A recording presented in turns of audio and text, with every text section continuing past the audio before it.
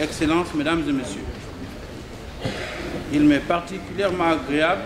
de prendre la parole à l'occasion de cette 63e session du comité exécutif du Haut Commissariat des Nations Unies pour les réfugiés. Je voudrais féliciter le Haut Commissaire pour son brillant exposé et des efforts inlançables qu'il ne cesse de déployer au profit des personnes en détresse.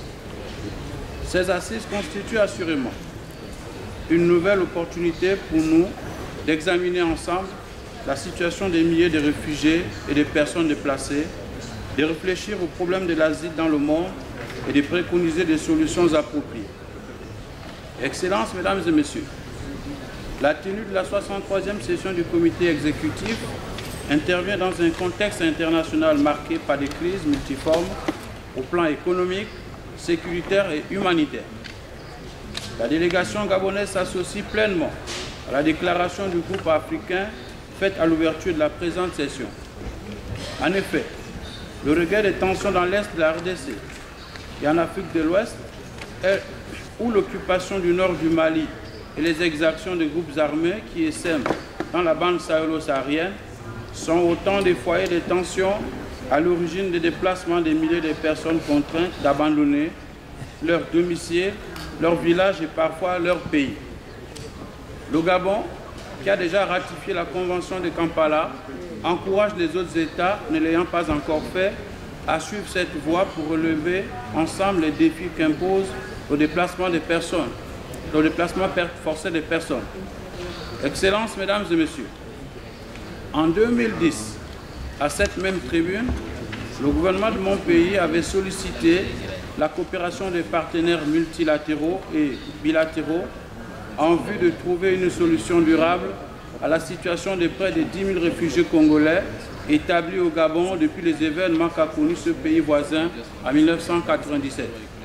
Aujourd'hui, mon pays se réjouit de l'écho favorable qu'a reçu cet appel et de la dynamique de concertation tripartite entre le Gabon, le Congo et le HCR qui a permis de trouver des solutions alternatives, crédibles et durables à des milliers d'hommes, de femmes et d'enfants. Au terme d'un processus marqué par des consultations régulières, d'intenses campagnes de sensibilisation en direction des réfugiés et de nombreuses visites transfrontalières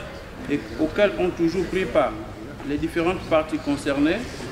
nous pouvons aujourd'hui nous féliciter du travail accompli qui aboutit notamment au retour volontaire dans leur pays